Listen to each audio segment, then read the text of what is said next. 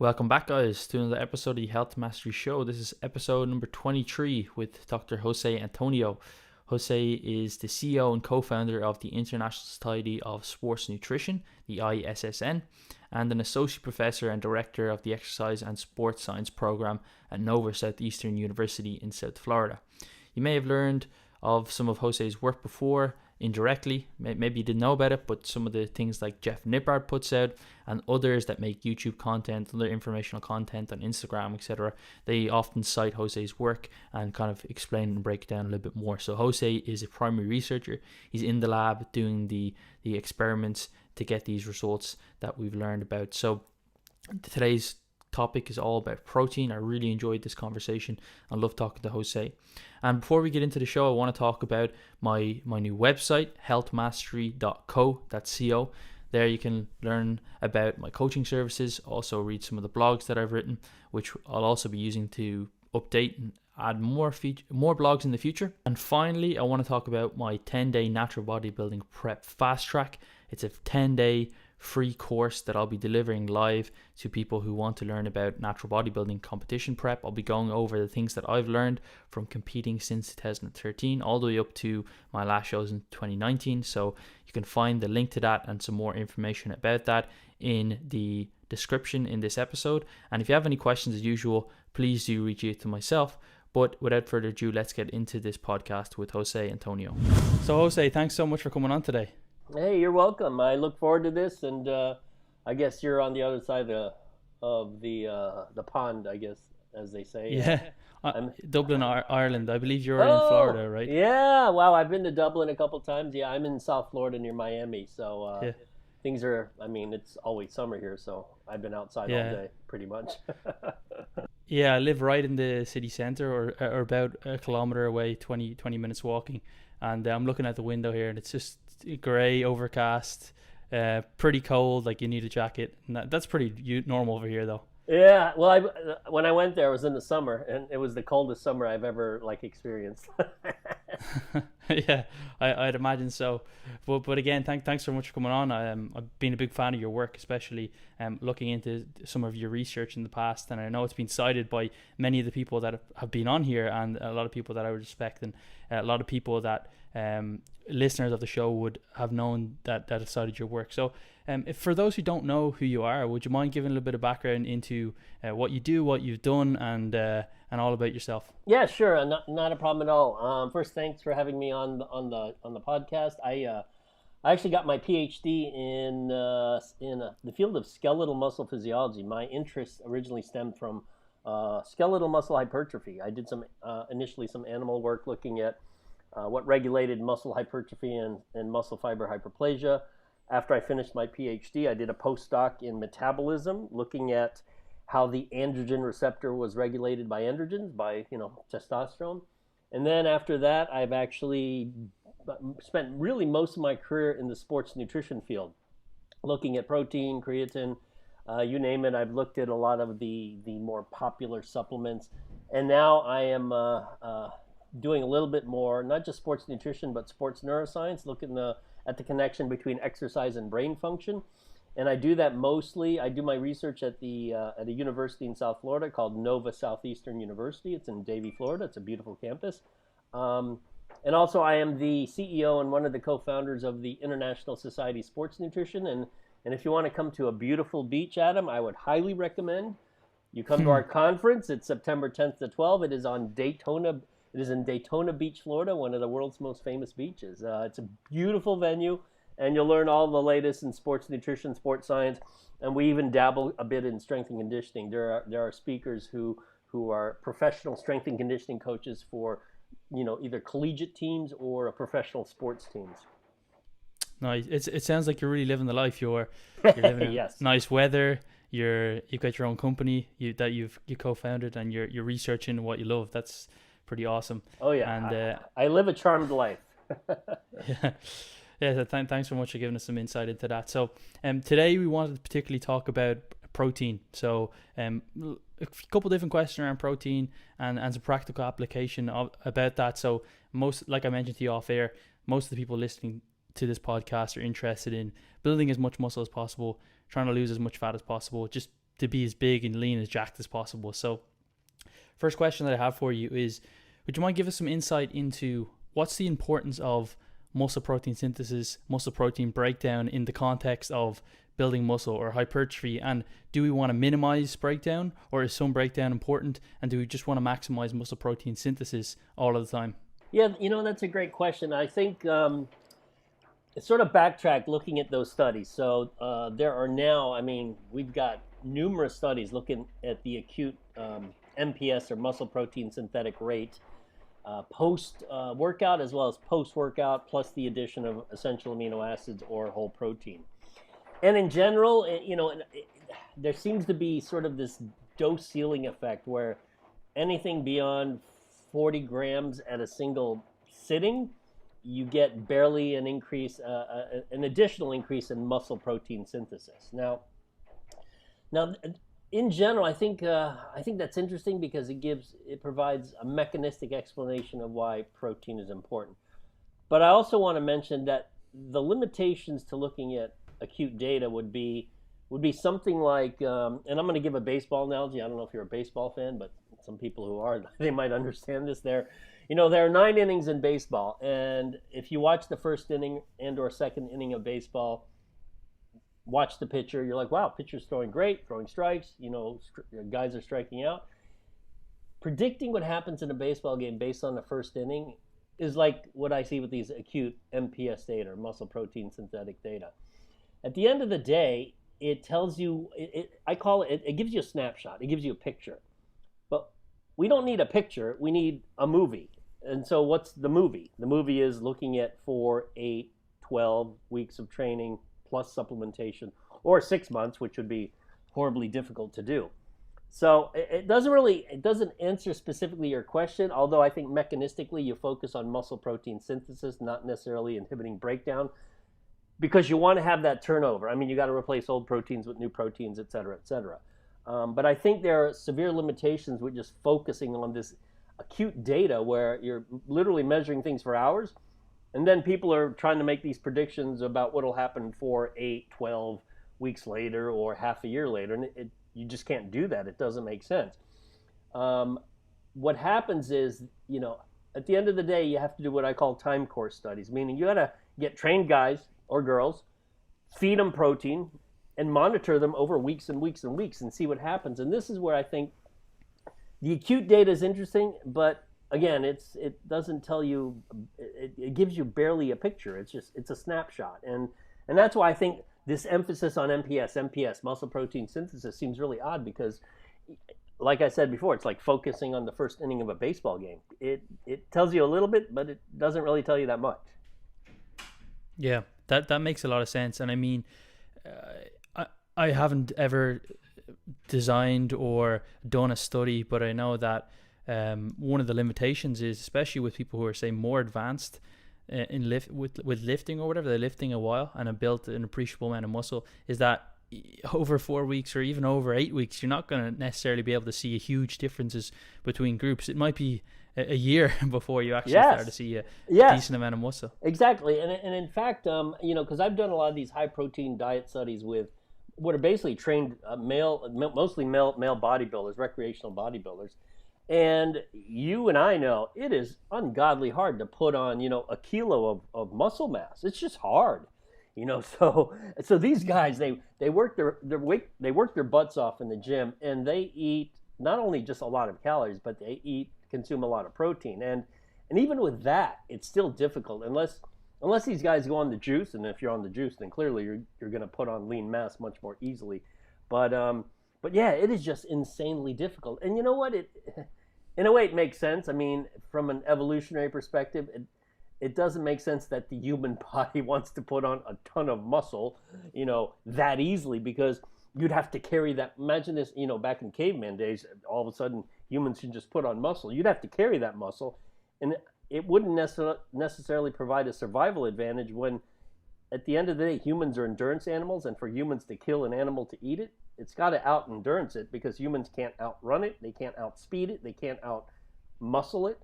They got to out-endurance it. So from an evolution standpoint, it makes sense that it's crazy difficult to gain lean mass. Yeah, so if we're not focusing, or we shouldn't be focusing on MPS, because I know that a lot of the research would compare, and I think that the research that you're mentioning there with the 40 grams of protein that maximizes muscle protein synthesis, I think it compared 20 grams, if I'm not wrong. Correct. So if we don't focus on that, or if we're not trying to say maximize that to say potentially maximize hypertrophy at a meal setting, or whatever we can control ourselves, what should we be focusing on? Or is it still something that we should focus on, but it's just not necessarily the ultimate way to track progress? Yeah, I think most bodybuilders have it right, where they focus on, if the goal is just to gain, wait, let me backtrack later. So gaining muscle mass is difficult if you're naturals. So in a sense, you have to gain some fat mass if you're going to gain muscle mass. Unless you're genetically blessed, there's a few guys who just gain muscle mass, but they're sort of the rare exception. So in that case, there's two things that are most important: total energy intake and total protein intake. And typically, if protein intake is high, energy intake is also high. So the number one factor would be sort of the combination of energy / protein intake. So that's number one. Now, obviously, you don't eat all that protein in one sitting. So the number two factor would be the timing or distribution of it. So if you spread that out every 3 or 4 hours, get a meal in, that seems to be one of the strategies that would work best for promoting muscle hypertrophy. And again, we're assuming training is on, is sort of dialed in. So that to me is the most important thing. So focus on total amount, and then focus on timing and distribution.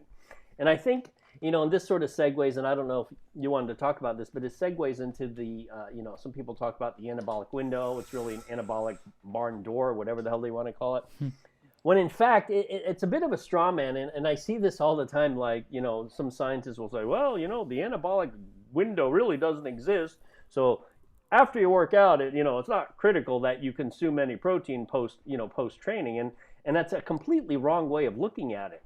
If the goal is total protein intake per day, why would you wait hours after training to eat?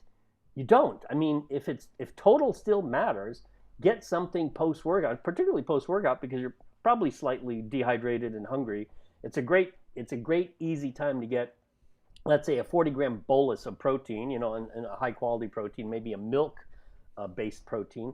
And then, eat your normal meal 2 or 3 hours later. But the idea that, you work out, sit around for a couple hours, you're fine. Not if your goal is bodybuilding. And certainly, your audience is all bodybuilders, but even for high-end performance athletes, to sit around for 3 hours before you eat, or 2 hours, makes no sense. You got to get something in to help your body recover. Yeah, and that makes a lot of sense. And I think I read a quote from Brad Schoenfeld a while ago. I can't remember exactly what it said, but it was something along the lines of, it's pretty easy or simple to build muscle, but if you want to maximize your genetic potential, that gets pretty difficult and nuanced, and you need to be very specific. It wasn't those exact words, but that was along the lines of it. So when you mentioned that the secondary thing behind total protein intake would be distribution, is the reason that distribution is somewhat important, or secondary to total intake, because we have an anabolic ceiling at a single sitting. So, and most people don't do this, but some people probably do. We eat all your food in one meal. Why would splitting it out to 4 different protein feedings in a day be superior, or ever so slightly superior than just eating all your protein in one single meal? Is there an anabolic ceiling to a specific sitting of protein? Yeah, there seems to be a refractory period, after you consume, have a protein containing meal.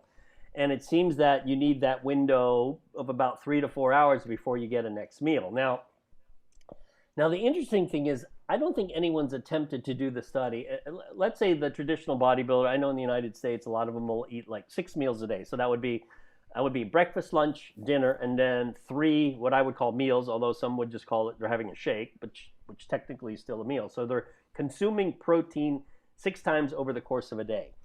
Now, what would happen if these bodybuilders just split that up into a gigantic breakfast, a gigantic dinner, and then maybe 1 shake post-training?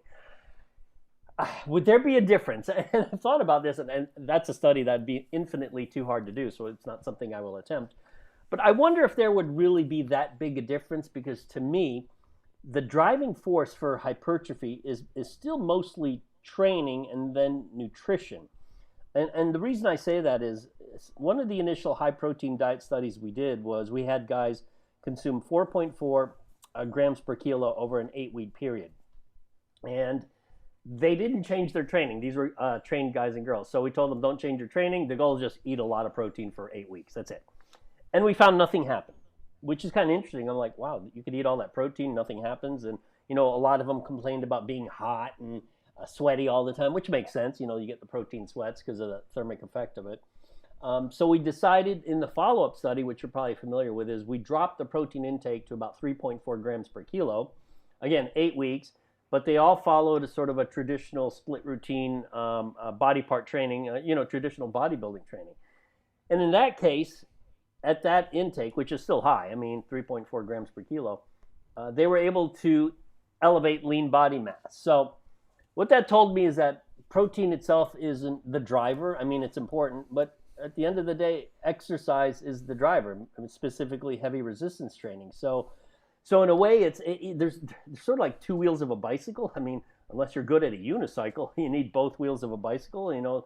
Front wheel's nutrition, the back wheel is training, and that training ultimately drives the process.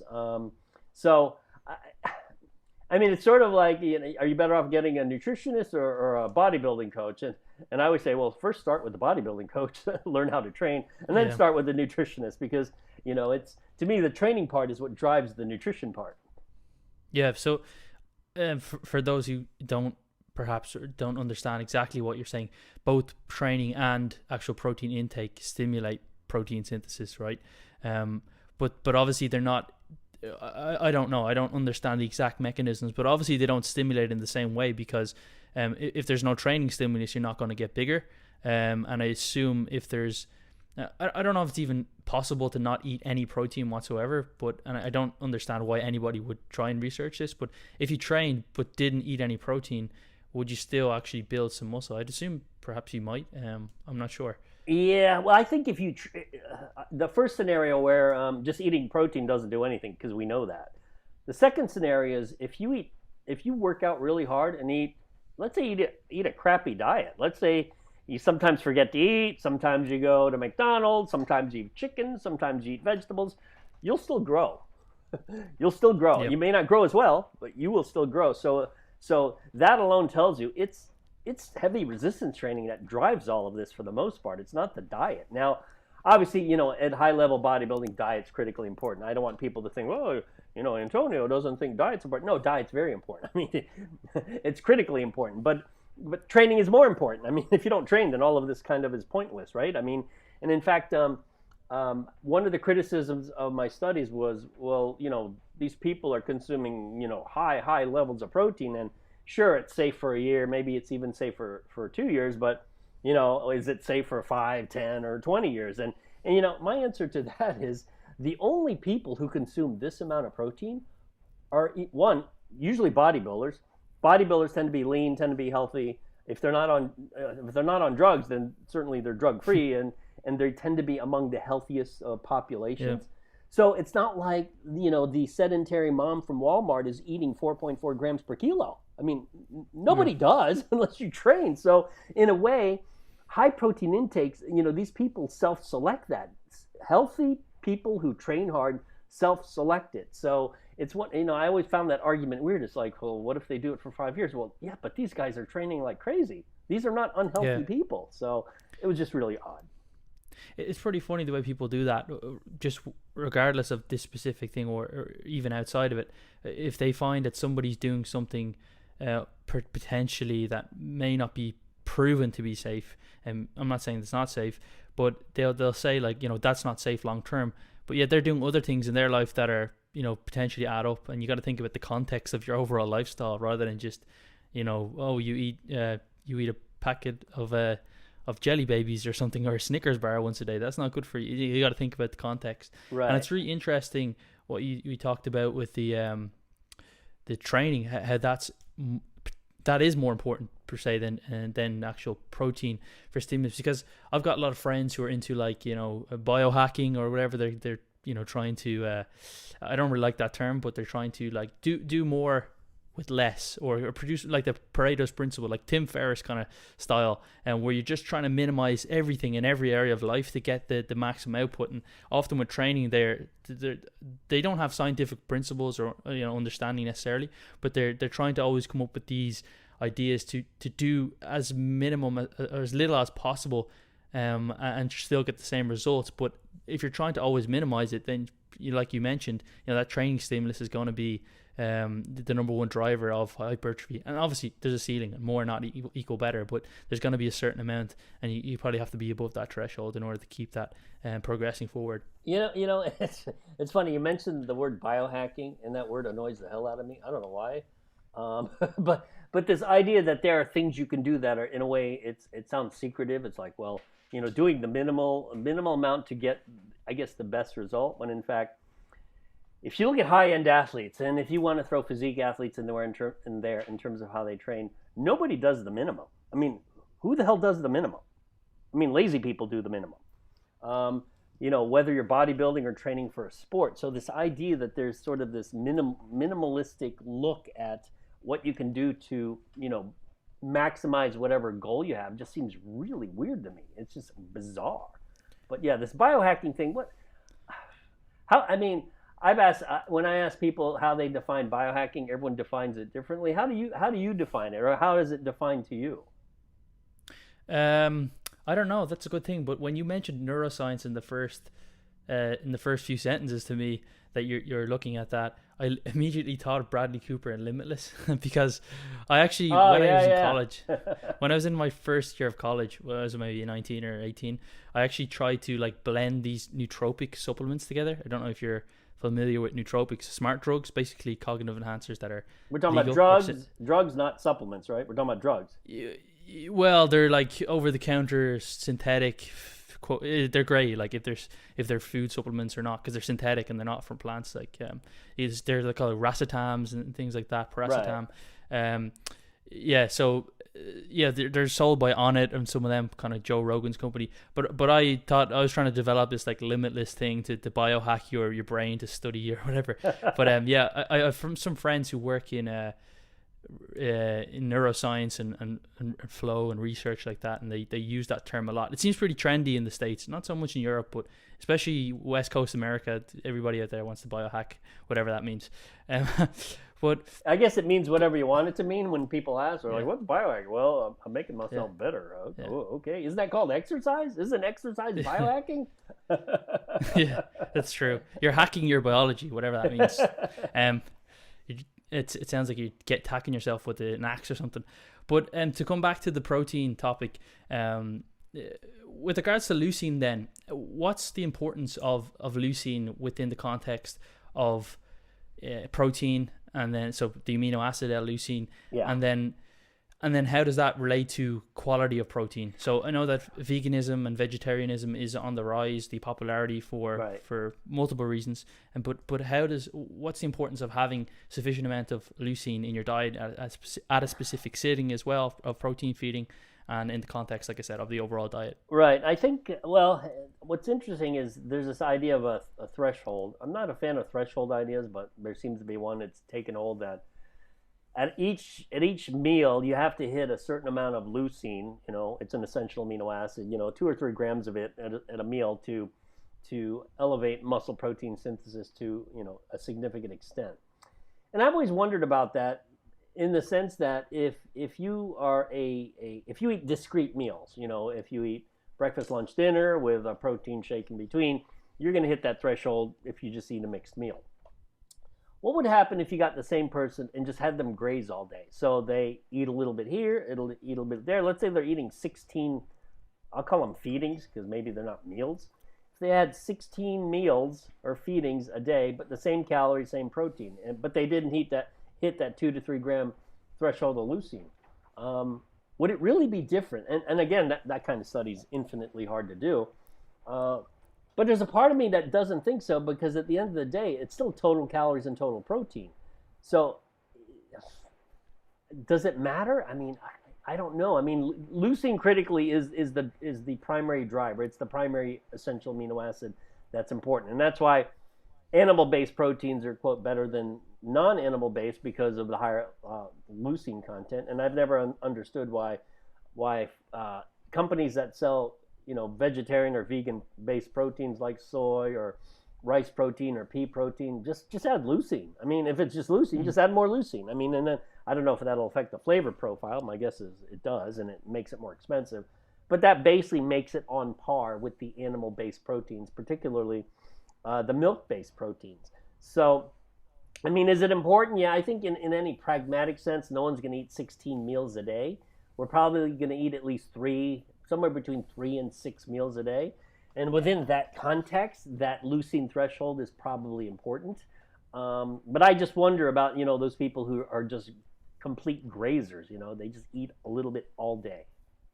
Yeah, so I think maybe to explain to people who don't or don't understand why leucine is important, this is what I kind of have compared it to. So leucine will be almost like the ignition to start muscle building, and then you have all the other essential amino acids that are there, and without sufficient amount of leucine, you're not going to maximize muscle protein synthesis, or you're not going to maximize muscle building. Is that correct?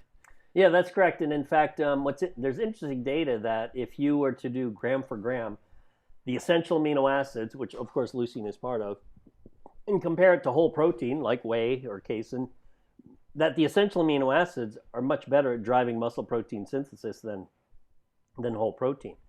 Of course, the trade-off there is that EAAs, or essential amino acids, they tend to taste awful, and they tend to be more expensive than just buying a jug of milk or a tub of whey protein. But gram for gram, it is in a sense better. I mean, there's interesting data. There's a scientist out of the University of Arkansas Medical Center, Arnie Ferrando, who's done some interesting work in that area. So, but again, it's better just to do whole protein because it tastes a lot better. Yeah, I think one of the people I looked up to when I first got into bodybuilding, which was over 10 years ago now, was Lane Norton. I think I might have been 17 or something like that. And that's when I first heard of this term leucine. And his idea was that you want to eat multiple sittings per day. You got this, like you mentioned, that you're not really a fan of, but this leucine threshold of 2 to 3 grams of leucine, where you maximize hypertrophy in that meal. You have this refractory period where you kind of need to almost let your muscle protein synthesis curve come back down to baseline, and then you spike it again.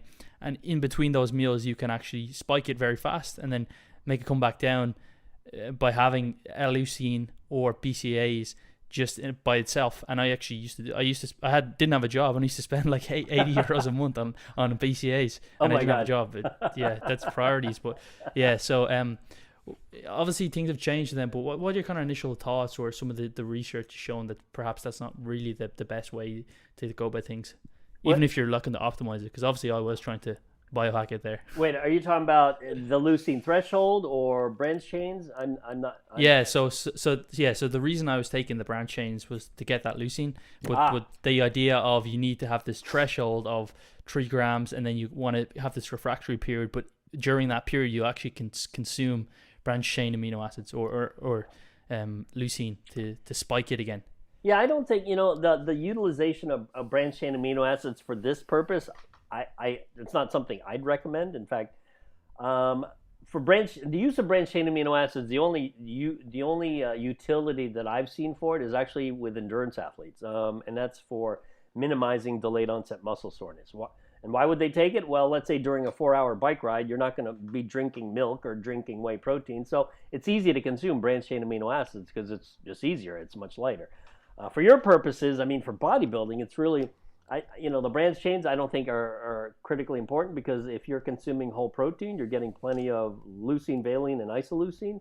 Now, would it hurt? I always take a pragmatic approach. Is it going to hurt? No. What could it help? Yeah. If money's not an issue, I always tell people, if money's not an issue, I say do everything. I mean, just do everything. But if money's an issue, and I know bodybuilders spend a ton on food, then it might be an issue. I think you're better off if you don't have unlimited funds, then stick to whole food proteins and some milk-based protein, and no need to do the single amino acids or branch chain amino acids. But based on what you're saying, if you actually do have a vegan protein, or you're a follow a vegetarian diet, or have a meal, you could actually maximize that by having some BCAAs or amino acids with that meal. Yeah. Yes, exactly. Yeah. Yeah. Final question for you. I know that you've done some research on like super high protein intakes, or like more than what conventionally was, the 1 gram or per pound, or 2.2 grams per kilograms. What was some of the research you've seen, and how much protein you're actually doing per pound or per gram of body weight, and what kind of results did you see? Yeah, in general, I think there's I'll use the word threshold. People love this word. There seems to be a threshold in terms of total daily intake that you need to promote lean body mass. And I think it's somewhere between 2.2 grams per kilo and 3.4 grams per kilo, because that is the range I've seen in studies I've done. Anything above 3.4 grams per kilo, probably it's not going to help. However, if you go high protein intake, it might promote the loss of fat mass. So, and for bodybuilding, obviously there's two things you want to do: lose fat, gain muscle, lose fat, gain muscle. So in that case, it is important. Now, we've had the luck of following. We followed 5 pretty high level bodybuilders for 2 years. And what's interesting, because these guys come to the lab all the time, what's interesting is, let's take the health part. Nothing happens. There's no change in liver function, kidney function, you name it. These guys, I mean, they're super healthy, super lean, clean as a whistle. However, when it comes to just gaining lean mass, what I've noticed with these guys is their lean body mass or muscle mass really just sort of goes up and down depending on how they're training, because they're always eating a lot. They never not eat a lot. It's how they train. I mean, because a lot of these guys, they sort of get sick of doing super heavy weights or high volume training or whatnot. They'll take like a few weeks off, maybe just do cardio or whatever, and then they'll get back in the gym. And they cycle their training such that it's almost like they train to be strong. And by training to be strong, the secondary effect is they also gain mass. Now, I know there's data to show that, if you do reps to failure, 30 reps to failure versus whatever, 5 to 10 reps to failure, sort of low rep versus high rep, that you'll gain, muscle hypertrophy is equivalent. Well, this is what I say to that is, okay, so you go to the gym. Why would you choose a rep range that takes 3 times longer to get the same effect with hypertrophy, but also you don't even get as strong? So who does that? Who makes that decision? Well, you know what? I'm going to do a lot of reps. My muscles will grow, but I won't get as strong. Versus the guy who does fewer reps, he still grows the same amount, but he gets stronger. It's always been odd to me that anyone would pick a high rep range, because it just takes longer. Why would you do that? But I guess unless you're bored, you're tired of the 5 to 15 rep range. So I don't know if that answers your question, but I've just sort of been like rambling on and on about that. Yeah. I remember reading that in the research where you do really high protein, it didn't increase muscle mass more, but they actually had better body composition. They lost more fat mass, and you touched on that. Is there any practical applications to actually doing that? And what were do you remember the amounts of protein that they were consuming? Yeah, I would based on the data we've collected, I'd say a good goal would be 3 grams per kilo, which is, you got to work at that amount. It doesn't come easy. So 3 grams per kilo, that seems to be sort of a nice, well, it's actually a lot, but it's enough that it might also help body composition in terms of lowering body fat mass. So, the two things going on. You're more apt to gain lean mass. Obviously, training has to change. And you're also more apt to lose fat mass. Yeah, that's pretty interesting. And would that be in the context of a surplus or a deficit, or would you recommend the same for both? All of these studies, they were in a caloric either in balance, or they were in the surplus. None of these guys were in a deficit. So either caloric balance or a surplus. Yeah, that's pretty interesting. I just did some quick maths. That works out at around 1.36, 1.4 grams per pound, which is probably in the high end, but definitely achievable if you're a bodybuilder. So thanks so much, Jose, for coming on. Sure. Where can people find more information about what you're doing, and what are you currently doing at the moment? Is there anything particularly interesting that you're working on? Yes. You mentioned something about neuroscience and sport. Yeah, what I'd like to tell your audience is I'm helping organize 2 conferences. There's the ISSN, International Society Sports Nutrition Conference. It's in Daytona Beach, Florida. That's September 10th to the 12th. And then the Society for Neurosports. This is the sports neuroscience organization I co-founded. That is also in Deerfield Beach, Florida. We like Florida. People love the beach. That is November 13 and 14. So if you guys love the beach, hey, come to one of these conferences because the venue is beautiful. I mean, you get to look at the ocean. You get to swim in the ocean. The water here is actually quite nice. It's not cold at all. You could actually jump in it and not freeze to death. So unlike the west coast of the United States where water in California is crazy cold. It's like, who the hell swims in this stuff? So come to that. The website for ISSN is issn.net. And the website for the Neurosports Conference is neurosports.net. So issn.net, neurosports.net. Awesome. That sounds awesome. And you're really tempting me to get away from this crappy weather. Hey, I'm telling you, get a good tan. Yeah. Hey, you got to get your vitamin D. Come on, vitamin. I'm pale skin. I can step outside and, inside lights will give me enough vitamin D. Oh my God. All right. Thanks so much for coming on. Okay, thanks, Adam. Appreciate it. You have a great night. All right. So I hope you enjoyed that show. And if you want to find more about Jose, just check the show notes out. You can find all his social media links and his website and links to the conference that he talked about if you can make it out to sunny Florida. You can also reach me. You can also find my social media links and contact me if you have any questions regarding this. And finally, again, I want to mention that 10-day natural bodybuilding fast track. If you want to join that, click the link. It's in the description, and I look forward to chatting to you in the next episode.